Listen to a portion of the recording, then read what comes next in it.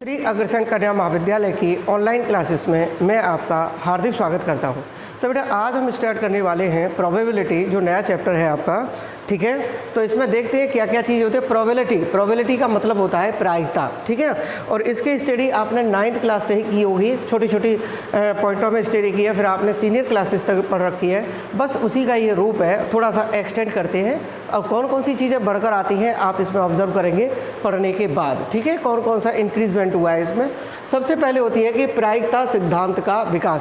देखो, प्रायिकता सिद्धांत का विकास का मतलब कैसे है, इसका मतलब ये हुआ कि प्रायिकता का आविष्कार कब हुआ था, यानी 17वीं शताब्दी में एक आपके कौन से थे, पास्कल थे और एक फर्मेट थे, दो मैथमेटिशियन थे, उन्होंने इसका आविष्कार किया। एक कौन से थे पहले 17वीं शताब्दी में, एक तो पास्कल थे और दूसरे फर्मेट मैथमेटिशियन थे, उन्होंने इसको आविष्कार किया। लेकिन जैसे धीरे धीरे 18वीं शताब्दी और 19वीं शताब्दी में कई मैथमेटिशियन ऐसे हुए कि इस चैप्टर को आगे की ओर ले जाने में मदद की उन्होंने। तो पहले थे इसमें गॉस थे, दूसरे लाप्लास थे और तीसरे बर्नौली और आयलर। ये ऐसे मैथमेटिशियन थे कि इन्होंने इस चैप्टर को आगे की ओर एक्सटेंड किया और अपने अपने प्रयोग में इसको एक्सपेरिमेंट के रूप में इसको क्या क्या इससे संबंधित कौन कौन सी समस्या होती हैं वो उनका विकास किया। इसके बाद आता है कि अप्रयोग एवं घटनाएं। देखो, अप्रयोग पहला प्रायिकता सिद्धांत हो गया और फिर क्या होता है अप्रयोग एवं घटनाएं, ट्रायल और इवेंट्स। देखो, ट्रायल और इवेंट्स किस पर डिपेंड करती है कि देखो अक्सर करके हमने पिछली कक्षाओं में पढ़ते चले आ रहे हैं कि एक सिक्का होता है, पासा होता है, ताशों की अड्डी होती है और गेंदें होती हैं। क्या होती है बेटा? गेंदें होती हैं और इनसे संबंधित हम प्रश्नों को निकालते हैं, ठीक है। फिर कुछ भी समस्या कुछ भी बन सकती है, इससे रिलेटिव कुछ भी समस्या होती है, लेकिन नियम आपकी वही रहते हैं। देखो, अगर हम सिक्के को अगर हम उछालें, कि ऑब्वियसली आप अच्छी तरह से जानते हैं कि देखो ऊपर डालेंगे तो या तो चित्त आएगा या पट आएगा, हेड आएगा या टेल आएगा, ठीक है। दोनों कंडीशन में से एक कंडीशन आएगी, ठीक है, कि दोनों जो ट्रायल बार बार उसको ट्रायल करते जाएं। देखो, कई ऐसी चीज़ें होती है कि एक सिक्के को जब एक बार फेंका जाता है तो केवल दो ही चीज़ आ सकती है, दोनों में से एक चीज़ आ सकती है, या तो ट्रायल के दौरान या तो टेल आएगा या हेड आएगा। इसी तरह से पांसे को जब फेंकेंगे तो पांसे पर छः होते हैं, फेस होते हैं, 6 फेस होते हैं। अब 6 फेस होंगे तो 6 फेसों पर क्या होगा बेटा? 6 नंबर होंगे। तो 6 नंबर में से आपके कोई सा भी नंबर आ सकता है। तो ये जो थी आपकी कौन सी के अप्रयोग घटनाएं। फिर आप ताश की गड्डी है, तो ताश की गड्डी देखो मैं इसको पढ़ाऊँगा, इसको निषेध घटनाएँ और अनुकूल घटनाओं को मैं एक्सटेंड करूँगा जब मैं आपको इसको डीपली पढ़ाऊँगा। या थोड़ा सा समझ लीजिएगा, ताश की गड्डी है, ताश की गड्डी में 52 पत्ते होते हैं, ठीक है। 52 पत्ते होते हैं, तो उसमें से कोई भी ऑब्वियसली कोई भी एक पत्ता खींचें तो उसकी क्या होगी है, उसकी घटना होगी। जो चीज़ होगी तो 52 तरह के प्रकार होंगे कि नहीं होंगे, अब वो किस तरह से खींचे गए वो उस पर डिपेंड करते हैं, ठीक है। ऐसे ही गेंदें हैं तो गेंदों को भी आप निकाल सकते हैं कि आप एक थैला है, थैले में से रंग बिरंगी गेंदें हैं, उनको निकालने की क्या क्या प्रॉब्लम बनती हैं वो आगे जाके स्टडी करेंगे हम। देखो, तो यही थी आपकी कौन सी कि अप्रयोग एवं घटनाएं कौन कौन सी बनती हैं। अब देखो, निषेध घटनाएं या स्थितियाँ। देखो, एग्जैक्टिव इवेंट्स और केसेस, यानी ये क्या होता है कि जो आपकी जो निषेध घटना है, निषेध मतलब टोटल घटना, जैसे कि आपने एक सिक्के को एक बार फेंका, तो एक बार फेंका तो आपका हेड आएगा या टेल आएगा, तो घटना कितनी हो गई? 2 घटना हो गई। एक बात और मैं यहाँ सजेस्ट करना चाहूँगा कि प्रोबेबिलिटी के अंदर एक बात का विशेष ध्यान रखिए। वो कौन सा? कि एक तो सबसे ज़्यादा ये ध्यान रखिए कि जब प्रश्न को हल करें तो सबसे पहले ये देखो कि इसकी निषेध घटनाएं कितनी है, निषेध यानी टोटल इवेंट इसके अंदर कितने दिए। अगर आपने इस पर पकड़ कर ली तो आपका क्वेश्चन ये समझिए कि 50% सॉल्व हो गया। अगर क्वेश्चन पढ़ रहे हैं और आपको निषेध घटना नहीं आई उसमें, यानी टोटल इवेंट्स पकड़ में नहीं आए, तो आपसे क्वेश्चन सॉल्व नहीं होगा, ठीक है। तो ये निषेध घटना हो गई। फिर आती है अनुकूल घटनाएं। कौन सी होती है? अनुकूल घटनाएं। तो अनुकूल घटनाएं और स्थितियां। अनुकूल घटना बेटा वही है, आप कंफ्यूज मत होइए कि एक अनुकूल घटना कौन सी होती है कि जो हमारे उसमें भाग में आ जाए। जैसे कि 2 आदमी हैं और वो जो सिक्के हेड टेल खेल रहे हैं, जैसे गेम होता है क्रिकेट होते हैं तो क्रिकेट स्टार्ट करने से पहले हेड टेल करते हैं कि नहीं करते, आपने क्रिकेट मैच में देखा होगा। तो वो जो है आपका कौन सा है कि अनुकूल स्थिति और प्रतिकूल स्थिति। फेंकने वाला जब फेंकेगा उसको तो वो कहेगा भाई मैं टेल ले रहा हूँ, और टेल नहीं है, हेड आ गया। टेल से कहा था उसने, टेल से टेल कहा था तो अनुकूल स्थिति हो गई, और टेल कहा था लेकिन आया हेड, तो ये प्रतिकूल स्थिति हो गई। ठीक है, तो अनुकूल स्थितियाँ और अनुकूल स्थितियाँ यानी अनुकूल घटनाएं और स्थितियाँ ये फेवरेबल इवेंट केसेस के अंतर्गत आती हैं। अब देखो समप्रायिक घटनाएं, इक्वल लाइकली इवेंट। देखो इक्वली लाइकली, देखो इक्वल लाइकली वही है जैसे हेड आए या टेल आए, वो इक्वली लाइकली हैं। ठीक है, और मैं थोड़ा सा बता देता हूँ इसमें कि देखो जब किसी अप्रयोग के विभिन्न परिणाम, किसी अप्रयोग के विभिन्न परिणाम समप्रायिक यानी समान अनुकूल स्थितियाँ वाले हों, समान अनुकूल स्थितियाँ वाले हों, समान अनुकूल स्थितियाँ वाले हों, जैसे कहा जाए वैसे के वैसे वो निकलता है। तो समान इक्वल यानी जो अनुकूल स्थितियाँ वाले हों तो वो इन परिणामों को समप्रायिक स्थितियाँ कहते हैं। क्या कहते हैं? समप्रायिक स्थितियाँ कहते हैं। देखो जैसे एक सिक्का है और एक सिक्के को हमने उछाला, तो यानी एक चित्त आए या पट आए, ये एक समप्रायिक घटना हुई। ठीक है, तो ये समप्रायिक घटना हुई। इसी तरह से आप देखेंगे, ये देखेंगे आपके परस्पर अपवर्जी या असंयुक्त घटनाएं। देखो अपवर्जी घटना वही है, अपवर्जी घटना वही है। कौन सी घटनाएं? देखो कि जब दो या दो से अधिक परस्पर अपवर्जी या असंयुक्त घटनाएं कहलाती हैं। कब कहलाएंगी बेटा? यदि इनमें से कोई भी दो एक साथ घटित ना हो, एक साथ घटित ना हो। देखो एक साथ घटित ना हो, इस वर्ड का मीन समझिए कि देखो अगर हम सिक्के को अगर हम ऊपर की तरफ फेंकें तो हेड टेल आ सकता है, कभी कभी नहीं आता, इम्पॉसिबल है। तो ऐसी घटनाएं जो होती हैं वो कैसी होती हैं? परस्पर अपवर्जी घटनाएं होती हैं कि देखो दो या दो से अधिक घटनाएं घटित नहीं हो सके। एक घटना के घटित होने पर शेष में से कोई भी घटित न हो सके, उसी को हम क्या कहते हैं? परस्पर अपवर्जी या असंयुक्त घटना कहते हैं। ठीक है, अब देखो ऐसे मान के चलो कि एक सिक्का है और ऊपर की ओर उछाला, चित्त आएगा या पट आएगा, तो ये परस्पर कैसी हैं? अपवर्जी घटनाएं होंगी। अब देखो अगला पॉइंट क्या है? अगला पॉइंट है मिश्र घटनाएं। देखो मिश्र घटनाएं कौन कौन सी होती हैं कि बेटा कम से कम कोई भी घटना घट रही है, कोई भी घटना घट रही है यानी एक घटना दूसरी घटना से संबंधित है। जैसे कि मान के चलिए कि आपके पास दो थैले थे, ठीक है, दो थैले हैं। अब दो थैले हैं आपके पास और दो थैलों में ये आपकी गेंद रखी है इसमें। ठीक है, तो इनमें पूछा जाए तो ये ए और बी है, तो इन सबसे पहले तो आपको थैलों का चुनाव करना होगा। तो थैले का चुनाव करेंगे तो थैले का चुनाव कितने हो गए कि यानी दो थैले हैं तो नंबर ऑफ बैग कितने हो गए? 2। और एक को चुनेंगे तो 1/2 हो गया इसका, और इसको चुनने का कितना? 1/2 प्रोबेबिलिटी हो गई। ठीक है, तो दोनों की अलग अलग प्रोबेबिलिटी हो गई आपकी। ठीक है, तो आगे देखते हैं इसमें कौन सा कि देखो ये कंपाउंड। फिर उसके बाद पहले थैले को चुनते हैं और फिर हम इन बॉलों को चुने। तो देखो बॉल किस पर निर्भर थी? थैले पे, और थैला किस पे? बॉल पे। तो देखो बॉलों को चुनना और पहले इससे पहले थैले को चुनना, और नहीं सॉरी गलत कह गया मैं कि सबसे यानी बॉल को चुनने से पहले सबसे पहले आपको क्या चुनना पड़ेगा? थैलों को चुनना पड़ेगा। तो मिश्र घटना हो गई, यानी सबसे पहले बॉलों से पहुंचने से पहले आपको थैले का चुनाव करना होगा, और थैले का चुनाव करने के बाद फिर बॉल का चुनाव करना पड़ेगा, यानी गेंद का चुनाव करना पड़ेगा। यही इस प्रकार की घटना क्या कहलाती हैं? मिश्र घटनाएँ कहलाती हैं। ठीक है, अब देखो इसके संकेत हैं, संकेतों को देख लीजिए कि यदि कोई दो घटनाएं ए और बी दो हों, यदि कोई दो घटना हो, कितनी हो बेटा? दो घटना हो, तो इसको हम कैसे कैसे देखेंगे कि एक ही प्रायिकता क्या होगी? प्रायिकता क्या होती है कि प्रायिकता होती है बेटा कि जैसे कि प्रोबेबिलिटी ऑफ ई बराबर होती है एन ई और अपॉन एन एस। इसको समझ लीजिए। एन ई का मतलब क्या होता है कि एन ई का मतलब होता है कि अनुकूल स्थितियाँ यानी अनुकूल स्थितियों की संख्या।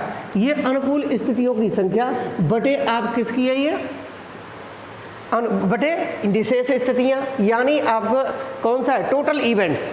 कौन सा? Total events. तो आपका N E upon N S के बराबर हो गया और निकाल सकते हैं। इसमें एक बात और ध्यान रखेंगे आप कि यानी प्रोबेबिलिटी, इसकी जो प्रोबेबिलिटी है कि प्रोबेबिलिटी ऑफ ई जो है आपकी 0 से तो बड़ी रहती है लेकिन 1 से छोटी रहती है, ठीक है। और उससे संबंधित जितनी भी घटना है सबका सम जो होगा वो 1 के बराबर रहेगा। तो यहाँ देखते हैं आप बेटा कि संकेतन में प्रयुक्त होते हैं, ठीक है। यहाँ से यदि कोई दो घटनाएं ए तथा बी है, राइट, संकेतन प्रयुक्त होते हैं। कौन कौन से प्रयुक्त करेंगे कि एक ही प्रायिकता की probability of A equal to कितना हो जाएगा? पी है, स्मॉल मान के चलो, कितने है? स्मॉल पी है, ठीक है। अच्छा, आगे देखते हैं कि एक एक घटित न होने की प्रायिकता। ये तो एक घटित होने की प्रायिकता, और एक घटित न होने की प्रायिकता कौन सी होगी बेटा? कि प्रोबेबिलिटी, एक डैश लगा देते हैं और 1 माइनस पी के बराबर हो गया, ठीक है। तीसरा पॉइंट है कि ए तथा बी में से किसी एक के घटित होने की प्रायिकता, एक के घटित होने की प्रायिकता यानी ए और बी में से दो घटनाएं थी, ए और बी में से किसी एक के घटित होने की, किसी एक के घटित होने की, किसी के एक घटित होने की जो होने की प्रायिकता है, प्रोबेबिलिटी ऑफ क्या होगी कि ए प्लस बी बराबर होगा किसके? के probability of A union B के। कि ए और बी में से कोई भी एक घटना हो तो वो यूनियन में आती है, ठीक है। और जब दोनों में से साथ साथ घटित हो यानी ए और बी दोनों के एक साथ घटित हो, ठीक है, एक साथ घटित हो तो वो क्या आती है? इंटरसेक्शन। यानी एक में भी ए में भी घटना सम्मिलित थी और वो बी में भी सम्मिलित थी, तो ये चीज़ जो आएगी वो ए इंटरसेक्शन बी के बराबर आएगी, ठीक है। पांचवा इस पॉइंट है कि ए की सहप्रतिबंध प्रायिकता क्या होती है? सहप्रतिबंध प्रायिकता क्या होती है? जब बी घटित हो चुकी हो, जब बी कैसी हो चुकी हो? घटित हो चुकी हो, तो क्या होगा? प्रोबेबिलिटी है ए अपॉन बी, यानी ए से पहले ए की सहप्रतिबंध प्रायिकता। आगे मैं आर्टिकल से उनको सॉल्व करेंगे, देन जब हम इसको देखेंगे, ठीक है। तो ये आपकी समझ में आ गया ना बेटा, ठीक है। तो देखो अब हम समझते हैं कौन सा कि निशेष स्थितियों के बारे में समझें, ठीक है।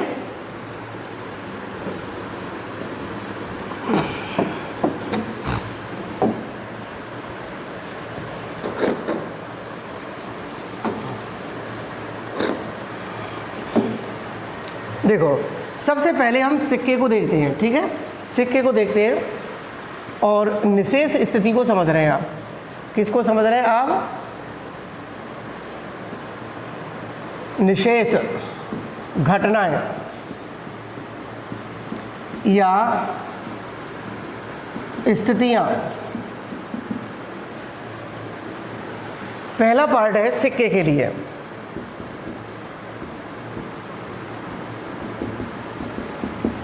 देखो इसमें पहले में भी देखो कि जब एक सिक्के को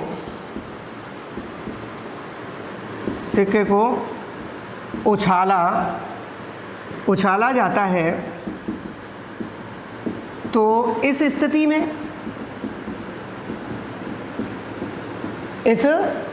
में क्या होता है बेटा कि देखो नंबर ऑफ एस बराबर 2 पे पावर एन, ये निशेष निकालने के लिए। तो आपने इसको कितनी बार फेंका है? सिक्के को, जब एक सिक्के को एक बार उछाला जाता है, जब एक सिक्के को एक बार उछाला जाता है तो इस स्थिति में देखो एन एस ये टोटल निकालने का है, तो n बराबर क्या अप्लाई करेंगे? 1। तो एन एस बराबर आपकी निशेष स्थितियाँ निकाल लें। देखो 2 पे पावर 1 तो 2 हो गया कि नहीं हो गया? अब निशेष स्थितियाँ निकल गई, 2 होंगी, लेकिन वो होंगी कौन सी आपकी? s से डिनोटेट करो। तो देखो ये हेड भी हो सकता है और टेल भी हो सकता है, 2 चीज़ हो गई, ठीक है। अब इसी प्रकार से नंबर 2 देखो कि देखो जब एक सिक्के को दो बार या दो सिक्कों को एक बार फेंका जाता है यानी उछाला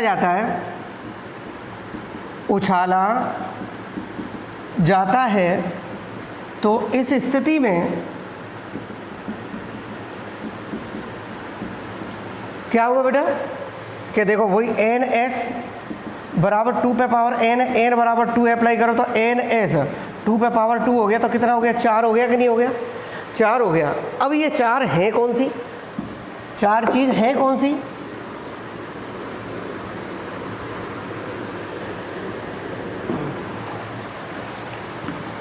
चार चीज़ है कौन सी, देखो कि एस बराबर जब फेंकेंगे तो कितना है ये कि हेड टेल, हेड हेड आ सकता है कि नहीं आ सकता दोनों बार, और टेल हेड आ सकता है, ऐसे ही टेल टेल आ सकती है और हेड टेल आ सकता है, ठीक है। तो ये चीज़ बन गई कि नहीं बन गई आपके, ठीक है, ये टोटल बनी। अब तीसरा पॉइंट और देख लीजिए कि जब एक सिक्के को 3 बार तथा 3 सिक्कों को 1 बार, 3 सिक्कों को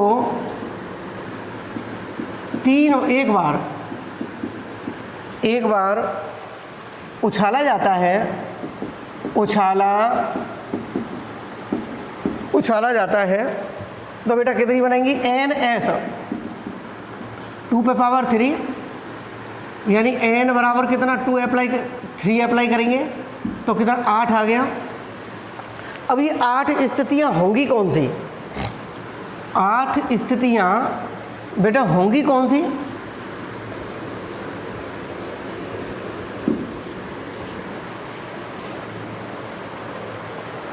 होंगी कौन सी, एस बराबर देखो हेड हेड हेड आ सकता है, देखो इसकी जगह टेल लिखो और 2 हेड बढ़ाओ, फिर इसको रिपीट करो, इसको आगे खिसका दो और हेड हेड टेल, ये हो गया 1 2 3 4।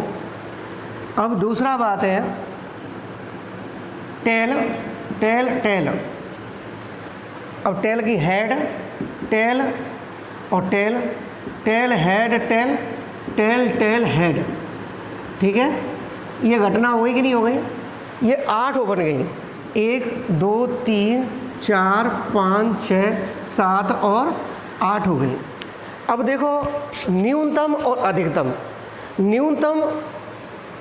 न्यूनतम देखो इसमें हेड कितनी हो गई 3, इसमें हेड 2 है हेड के लिए, और इसमें हेड 2 है 0 है, बने और बने। अब टेल के लिए देखें, टेल के लिए 0 1 3 2 और 2, ठीक है। अब एक अधिकतम यानी न्यूनतम और अधिकतम, न्यूनतम तक देखेंगे कि न्यूनतम 1, तो न्यूनतम 1 टेल है। देखो ध्यान से सुनो बेटा, यहाँ से बहुत समझना जरूरी है, क्योंकि अब मैं ये तो टोटल बन गई आप निश्चित स्थितियाँ, अब मैं आपका इसके माध्यम से मैं आपको अनुकूल स्थितियों के बारे में बता रहा हूँ, यानी ई के बारे में जो आपसे पूछा जा सकता है, ठीक है। कि जैसे मान के चलो कि 2 टेल का पूछा है आपसे, 2 टेल के कौन कौन से होंगे, तो ई लिख लीजिए और करली ब्रैकेट लगा लो, ये लिख लीजिए और करली ब्रैकेट लगा लो। तो 2 टेल वाले निकालो, 2 टेल के लिए पूछ रहा है, 2 टेल के लिए, तो 1 टेल तो देखो 1 ही हो गया, 1 ही हो गया, 1 ही हो गया, तो 3 बन गए ना, और प्रोबेबिलिटी कितनी होगी 3/8 हो गई। अब देखो 2 टेल के लिए 2 हेड के लिए भी निकाल सकते हैं, तो 2 हेड हो गया 1 2 और ये 3, 2 हेड के लिए हो गया, क्लियर मैंने बता दिया। 1 हेड का लेंगे तो 1 हेड का देखो 1 2 3, 1 हेड का हो गया।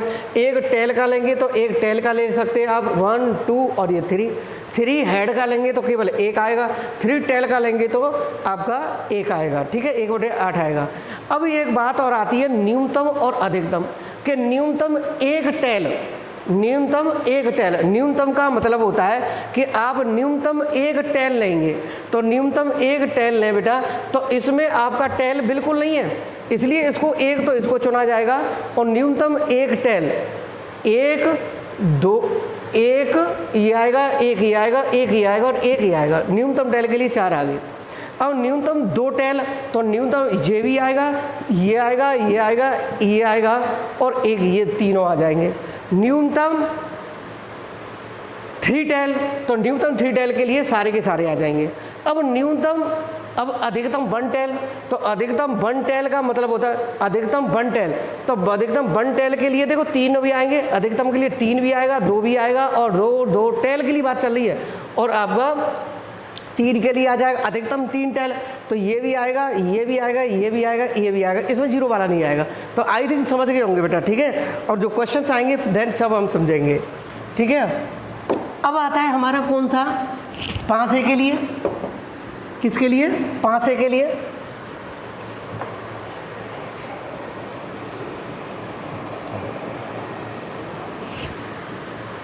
देखो 5A के लिए,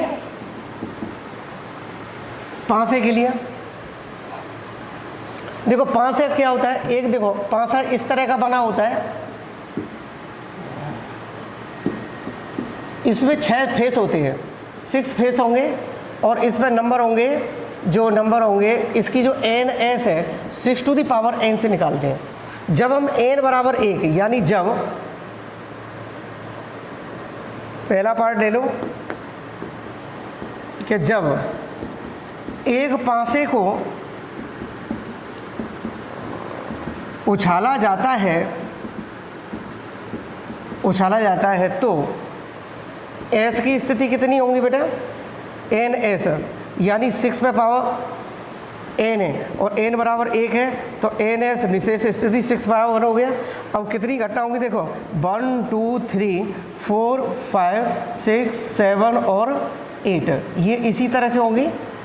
सॉरी 8 कहाँ से आ गई, इसमें 6 तक होंगी, ठीक है।